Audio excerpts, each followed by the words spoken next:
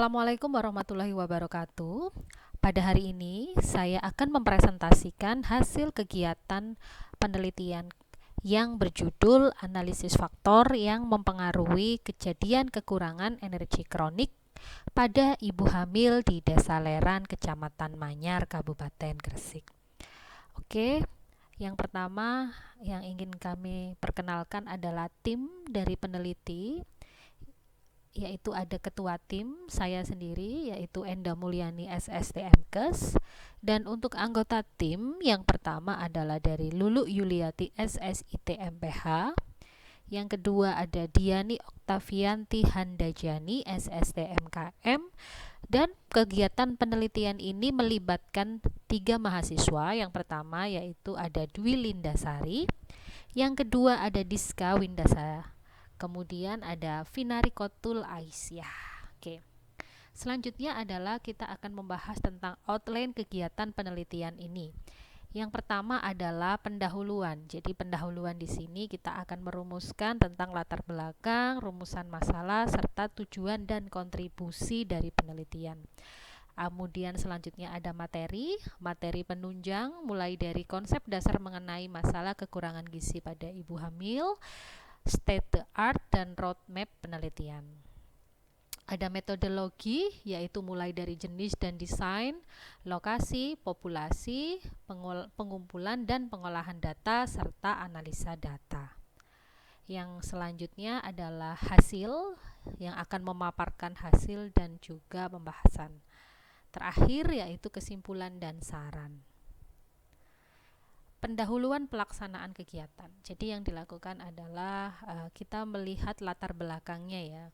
Jadi kehamilan pada prinsipnya adalah proses yang alamiah, namun tidak menutup kemungkinan dapat berubah menjadi patologis. Dan jika hal ini bila tidak ditangani dengan tepat, nantinya akan mengakibatkan kegawat daruratan yang bisa mengancam jiwa ibu dan janin.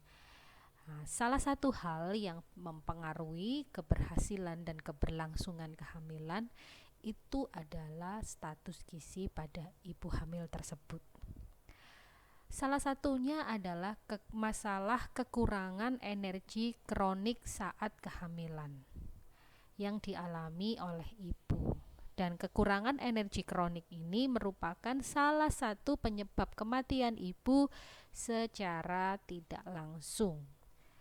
Pada tahun 2018 di Indonesia tercatat ibu hamil yang mengalami KEK mencapai 17,3%. Data ini berasal dari riset kesehatan dasar yang diterbitkan oleh Kementerian Kesehatan pada tahun 2019. Dan berdasarkan pada studi pendahuluan yang dilakukan menunjukkan bahwa di wilayah kerja Puskesmas Manyar pada tahun 2020 angka prevalensi ibu hamil KEK mencapai 63,4% dari 19,93 ibu hamil yang masuk dalam kategori kehamilan beresiko tinggi. Salah satu desa yang memiliki angka kejadian KEK ada tinggi itu adalah Desa Leran. Tercatat pada tahun 2020, 13,5% ibu hamil mengalami KEK.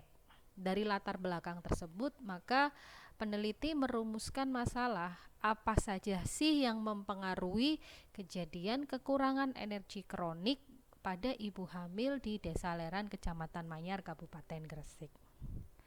Oke, selanjutnya adalah kita akan melihat tujuan umum dari penelitian ini. Penelitian ini bertujuan untuk menganalisis faktor-faktor yang mempengaruhi kejadian kekurangan energi kronik pada ibu hamil di Desa Leran, Kecamatan Manyar, Kabupaten Gresik.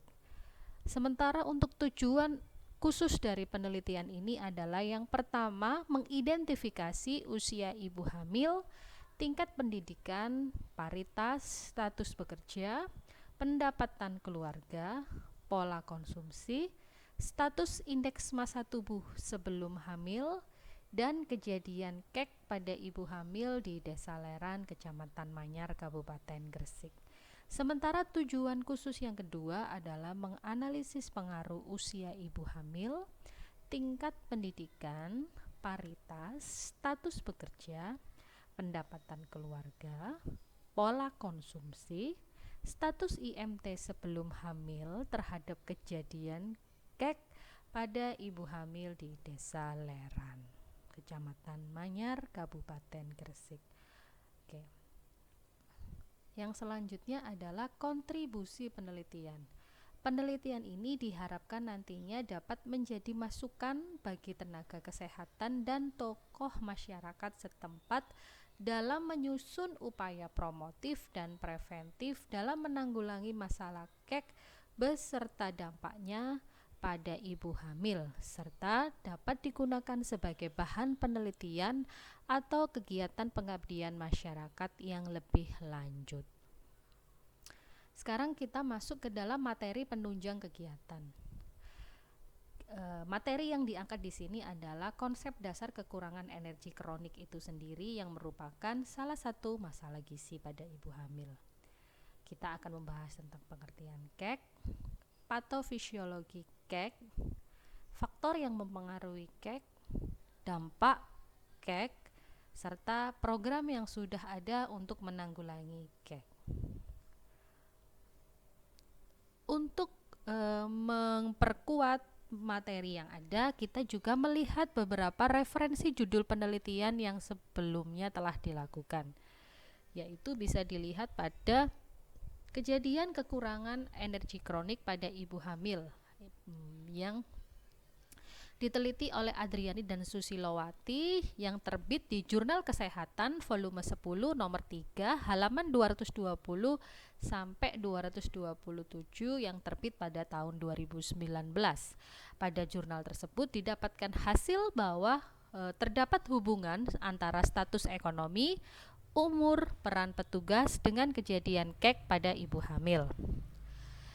Jurnal yang kedua yaitu tentang faktor-faktor yang berhubungan dengan kekurangan energi kronik ibu hamil di wilayah kerja Puskesmas Rowosari Semarang yang diteliti oleh Yayu Dwi Novitasari, Firdaus Wahyudi dan Arwinda Nugraini pada tahun 2019 di Jurnal Kedokteran Dwi Ponegoro. Dari hasil penelitian tersebut didapatkan bahwa terdapat hubungan antara jarak kehamilan, status ekonomi, dukungan keluarga, asupan zat gizi, dan perilaku hidup bersih dan sehat pada ibu hamil.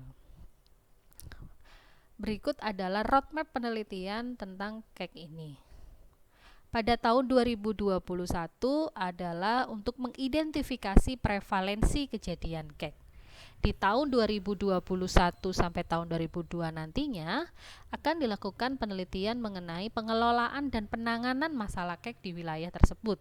Di tahun 2022 sampai 2023 diharapkan nantinya akan ada inovasi teknologi tepat guna untuk mengatasi masalah KEK di wilayah kerja Puskesmas Manyar. Selanjutnya kita akan membahas metodologi penelitian. Nah, yang pertama adalah jenis dan desain penelitian ini. Jenis penelitian ini adalah analitik korelasional dengan pendekatan cross-seksional. Untuk lokasi dan waktu, penelitian ini dilaksanakan di Desa Leran, Kecamatan Manyar, Kabupaten Gresik sekitar pada tanggal bulan Maret sampai dengan April 2021.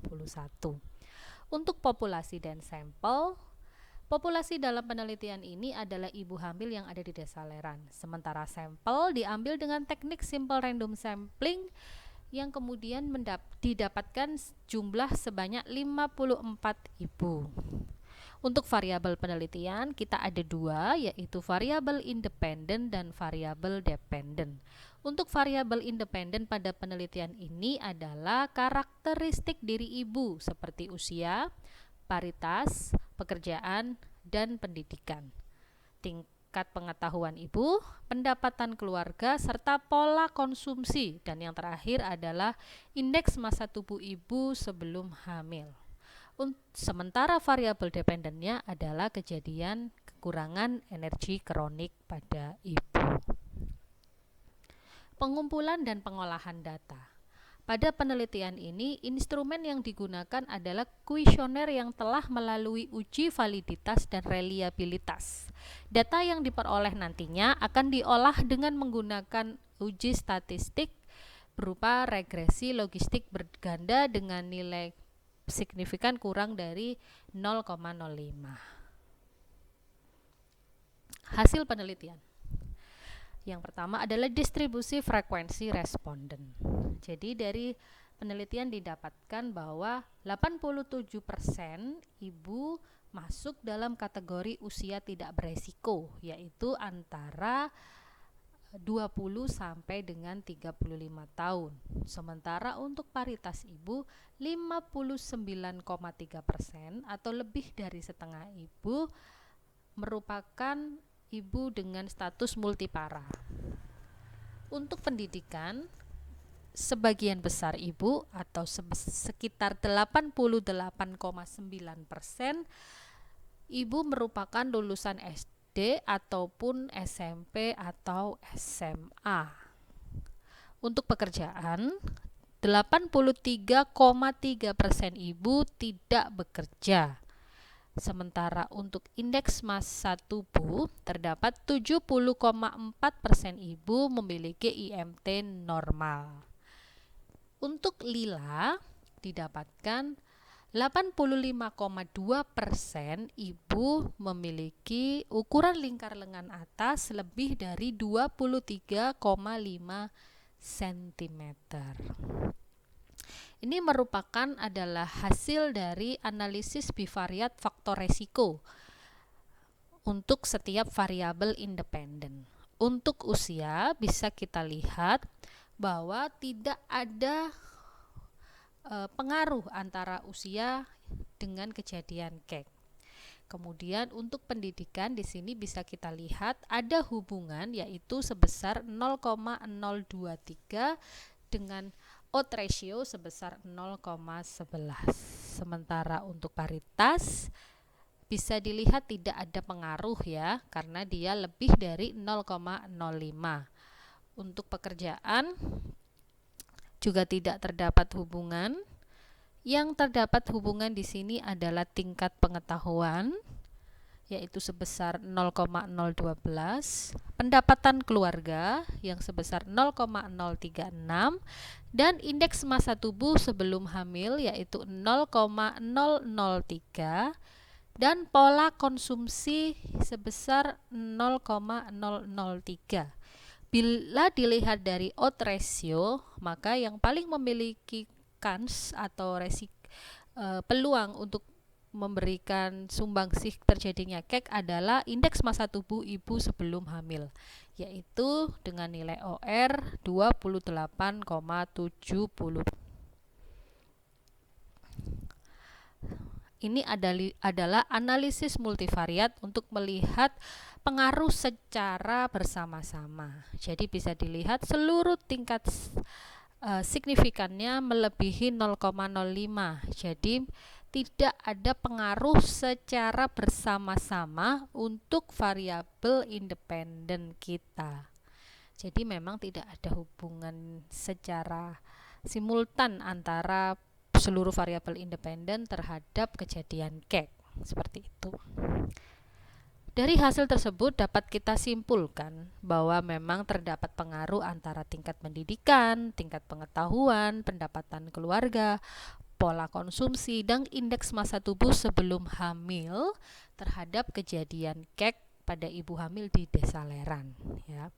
Sementara itu, variabel yang tidak mempengaruhi secara bersama-sama menuntut kita untuk melakukan inovasi dalam penanganan permasalahan KEK di desaleran. Karena beragamnya faktor tersebut membutuhkan ketepatan dalam pemilihan program penanggulangan yang melibatkan seluruh sektor terkait. Seperti itu.